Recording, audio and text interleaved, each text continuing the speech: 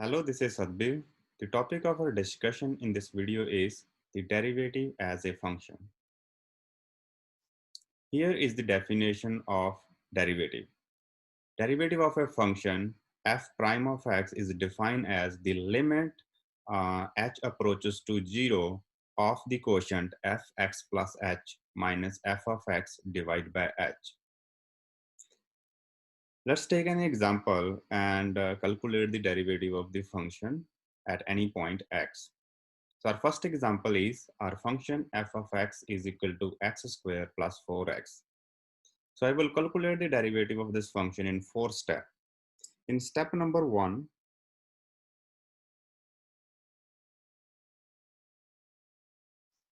I will calculate what is fx plus h. It is a simply, if you take your function and make x as a placeholder, and then you place x plus h in that placeholder. So I will plug x plus h here. I will do one more step to simplify this expression, which will be x squared plus 2xh plus h squared plus 4. In step number 2, I will calculate what is fx plus h minus f of x. Or simply, I will write down the step number 1, x plus h squared plus 4. And then we'll take a negative sign and subtract to the parentheses and subtract f of x, which is x squared plus 4. So whenever you use a negative sign, do not forget to put the parentheses around the function. Now let's simplify this one. This is x squared plus 2xh plus h squared plus 4 minus x squared minus 4. When you distribute the negative sign, we will change the sign of x squared and 4. And it's a good news that x squared will cancel out, 4 will also cancel out, and we left with 2xh plus h squared. It can also be simplified if you pull out h, because h is a common. So this is the simplified of step number 2. In step number 3, I will calculate this quotient fx plus h minus fx, whole entire thing is divided by h. What is a fx plus h minus h? This is a step number 2. So step number 2 is a h 2x plus h divided by h. So h will cancel out. You will left with 2x plus h. In the last step, step number 4, we will calculate f prime of x, or the derivative of the function with respect to x, which is the limit of step number 3. Limit h approaches to 3 of step 3, which is a 2x plus h. So now if I substitute h is equal to 0 in my function, I will get 2x. So this is the derivative of my function. This is my final answer. So the derivative of x squared plus 4 is f prime of x, which is just 2x.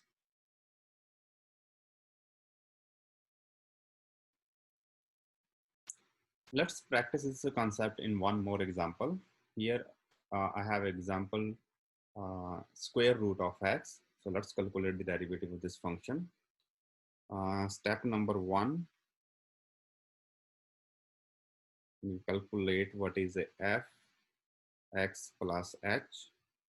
Simply I take x as a placeholder and place x plus h there. There is no scope of any simplification, so I will leave it as here.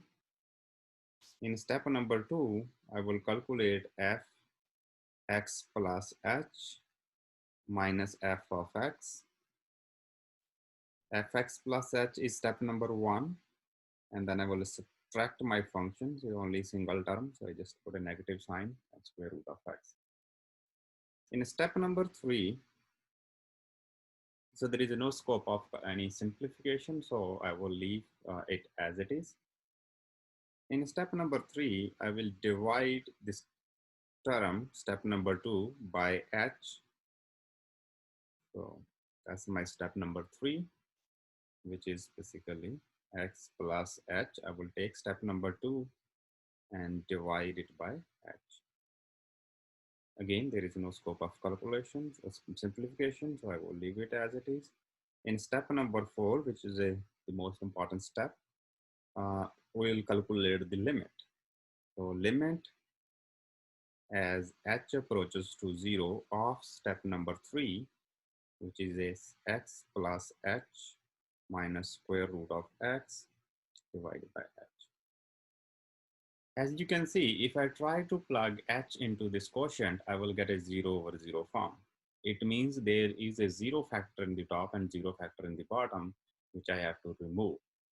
To remove that 0 factor, I will simplify this quotient. So since there is a square root function in it, so I will simplify using the conjugate of the top. The conjugate of the top is square root of x plus h plus, we will change the middle term. The middle sign, we'll switch the middle sign. So it is a negative sign, so I will change it into a positive sign. And I will, whatever is I multiply in the top, I have to also multiply that term in the denominator to balance it out. Now you may want to pause the video for 1 or 2 minutes and simplify the expression on the top, which is you have to file it. But I will do that. It's going to be x plus h minus square root of x here. And then you will get h square root of x plus h plus the square root of x. This will cancel out and you get limit as h approaches to 0, h divided by h, which is now a 0 factor. So h was 0, so this is cancel out. And then you plug h is equal to 0 here. So you're gonna get square root of x plus the square root of x, which is equal to 1 over 2 square root of x. So the derivative of this function is f prime, which is denoted by f prime, the instantaneously rate of change, 1 over 2 square root of x. This is your derivative of this function. Here I have some more practice problems, so you can pause the video and practice on these questions. These are, some of them are challenging, like suppose question number 2 and 3, they are new category, and question number 4 is a very challenging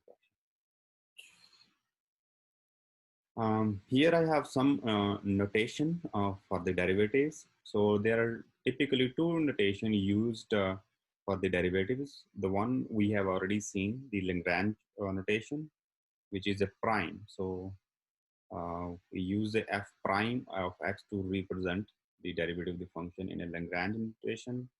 And we can also sometimes use dy by dx. So this is also same thing as f prime of x.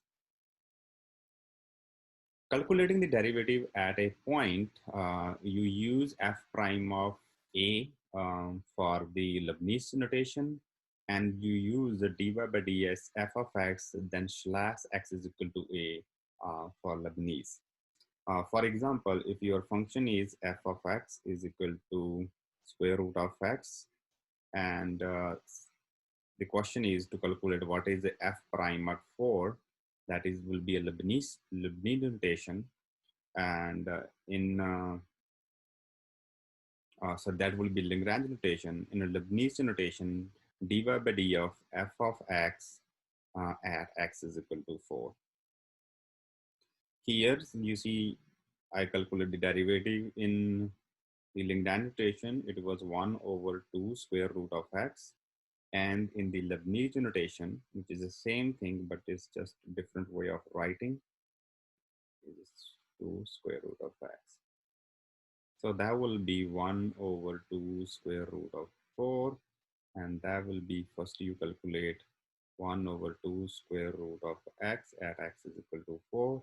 And then you plug x is equal to 4, which is a 1, 2 square root of. So it is the same quantity, but represent or denote by two different notation.